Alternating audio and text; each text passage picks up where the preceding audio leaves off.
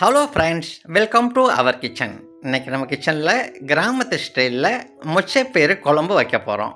இதை நம்ம ஊற வைக்காமல் வறுத்து டைரெக்டாக நம்ம வேக வைக்க போகிறோம். வாங்க எப்படின்னு பார்க்கலாம். இதை வறுத்து நம்ம வேக வைக்கிறதுனால கசப்பு தன்மை இருக்காது. அடுப்பில் ஒரு கடாயை வச்சுக்கோங்க. அதில் 150 கிராம் வெள்ளை மொச்சை சேர்த்துக்கங்க. அடுப்பை லோ ஹீட்டில் இருக்கட்டும். இந்த மாதிரி நல்லா பாருங்கள். இந்த மாதிரி கலர் வர வரை நீங்கள் வறுக்கணும். இந்த மாதிரி கலர் வந்தால் தான் ரொம்ப டேஸ்ட்டாக இருக்கும். அடுத்து குக்கரில் ஒரு 5 கப்பு தண்ணி சேர்த்துக்கங்க. இப்போ மொச்சைப்பயிறு எடுத்த அதே கப்பில் 5 கப்பு தண்ணி ஊற்றுனதுக்கப்புறம் நம்ம வறுத்த அந்த மொச்சைப்பயிரை லைட்டாக நம்ம அலசிக்கிறோம் தண்ணியில். இந்த மாதிரி அலசி இப்போ நம்ம குக்கரில் மாற்றிக்கிடுவோம். குக்கரில் மாற்றியாச்சு. நம்ம இதை ஊற வைக்கலை, அதனால இது கொஞ்சம் டைம் எடுக்கும் வேகிறதுக்கு. 7 to 8 விசில் வரும் வர அப்படியே வேக விடுங்க. அடுத்து ஒரு சின்ன பவுல் எடுத்துக்கோங்க. அதில் மஞ்சள் தூள் 1/2 டீஸ்பூன் சேர்த்துக்கோங்க. மல்லித்தூள் 3 டீஸ்பூன் சேர்த்துக்கோங்க. அடுத்து சீரகம் 1/2 டீஸ்பூன் சேர்த்துக்கோங்க. தனி மிளகாய்த்தூள் 1 டீஸ்பூன் சேர்த்துக்கோங்க. அடுத்து காஷ்மீரி மிளகாய்த்தூள் 1 டீஸ்பூன் சேர்த்துக்கோங்க. இது கலருக்காக. கொஞ்சமாக தண்ணி ஊற்றி அப்படியே நம்ம கலந்து வச்சுக்கிறோம். தனியாக கொஞ்சமாக தண்ணி ஊற்றி கலக்கணும். தண்ணி போதும். இப்போ கலந்துக்கிறோம். இந்த மாதிரி லைட்டாக இந்த மாதிரி கலந்து நம்ம வச்சுக்கிறோம் தனியாக. நேரடியாக சேர்க்குறத விட இந்த மாதிரி நம்ம தண்ணியில் கலந்து சேர்த்தா நல்லாயிருக்கும். அடுத்து அடுப்பில் ஒரு கடாயை வச்சுக்கிடுவோம். அடுப்பு மீடியம் ஹீட்டில் இருக்கட்டும். 3 டேபிள் ஸ்பூன் எண்ணெய் ஊற்றிக்கிடுவோம். எண்ணெய் காஞ்சதும் சோம்பு 1 டீஸ்பூன், வெந்தயம் 1/2 டீஸ்பூன் சேர்த்துக்கிடுவோம். சேர்த்ததுக்கப்புறம் கொஞ்சம் பொரியட்டும். நல்லா பொரிஞ்சிருச்சு. அடுத்து 2 கைப்பிடி அளவு சின்ன வெங்காயம், அதையும் நம்ம சேர்த்துக்கிடுவோம். 2 கைப்பிடி அளவு. அடுத்து பூண்டு ஒரு 10 பல், அதை பாதி பாதியாக கட் பண்ணி வச்சுருக்கேன். அதையும் நம்ம சேர்த்துக்கிடுவோம். சேர்த்ததுக்கப்புறம் உப்பு போட்டுக்கிடுவோம். நான் கல் உப்பு சேர்த்துருக்கேன். உப்பு நம்ம தேவையான அளவு போட்டுக்கிடுவோம். பத்தலைன்னா அப்புறம் பார்த்துக்கலாம். 2 கொத்து கருவேப்பிலை. கருவேப்பிலை சேர்த்ததுக்கப்புறம் நல்லா நம்ம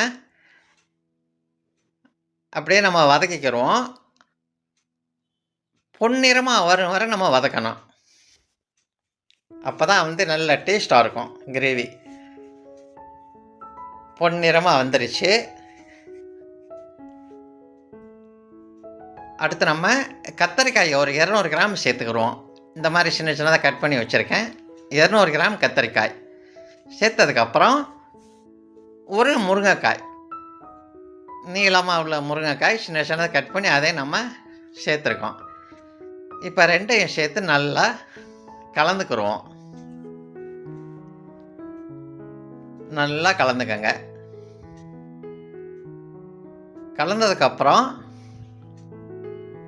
மூடி போட்டு ஒரு 5 to 6 நிமிஷம் அப்படியே நம்ம வேக விட்டுருவோம். அடுப்பு லோ ஹீட்டில் இருக்கட்டும். நல்லா வெந்துருச்சு கத்திரிக்காய். பார்க்கும்போதே தெரியுது பார்த்தீங்களா, கலர் நல்லா அருமையாக வெந்துருச்சு. ஓகே.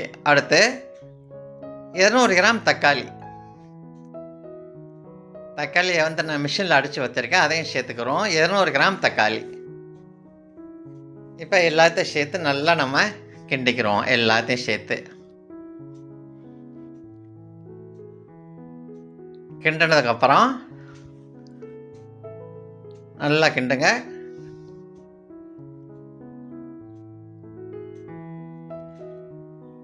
அடுத்து புளி தண்ணி சேர்த்துக்கிறோம்.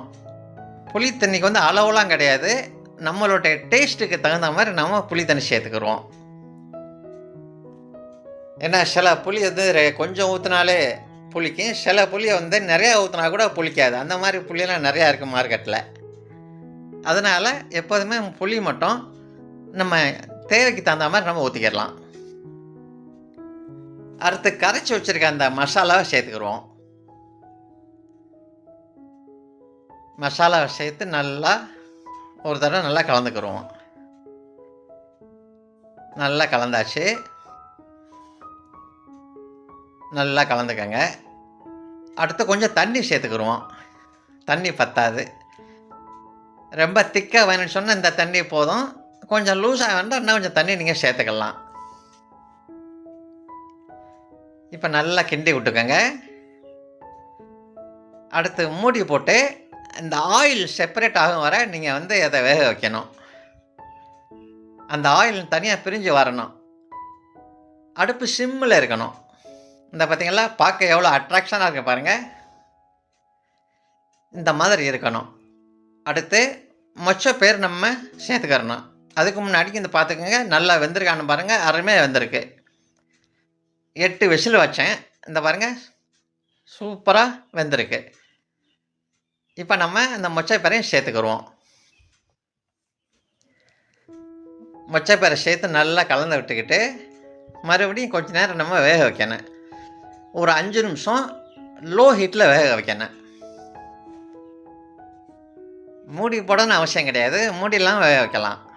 5 நிமிஷம் அந்த மசாலா எல்லாம் அந்த மொச்சப்பயிரில் ஏறணும்ல, அதுக்காக 5 நிமிஷம் ஆயிடுச்சு. மல்லி இலை மேலே தூவி லைட்டாக கிண்டி விட்டு அடுப்பை ஆஃப் பண்ணிடுங்க. அவ்வளோதான், சிம்பிள். வீட்டில் இருக்கக்கூடிய பொருள் தான் எல்லாமே. இந்த வீடியோ பிடிச்சிருந்தால் லைக் பண்ணுங்கள், ஷேர் பண்ணுங்கள், மறக்காமல் சப்போர்ட் பண்ணுங்கள். இந்த வீடியோ பார்த்ததுக்கு ரொம்ப நன்றி. மீண்டும் அடுத்த வீடியோவில் சந்திப்போம்.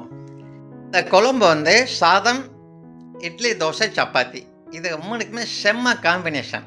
அது மட்டும் இல்லாமல் இந்த மொச்சப்பயிறு குழம்பை நீங்கள் சூடு பண்ணி நாளைக்கு பழைய கஞ்சியோடு சாப்பிட்டீங்கன்னு வச்சுங்களேன், ஆஹா, அதோட டேஸ்ட்டு வேறு லெவலாக இருக்கும். ட்ரை பண்ணி பாருங்கள். இன்றைக்கே ட்ரை பண்ணுங்கள்.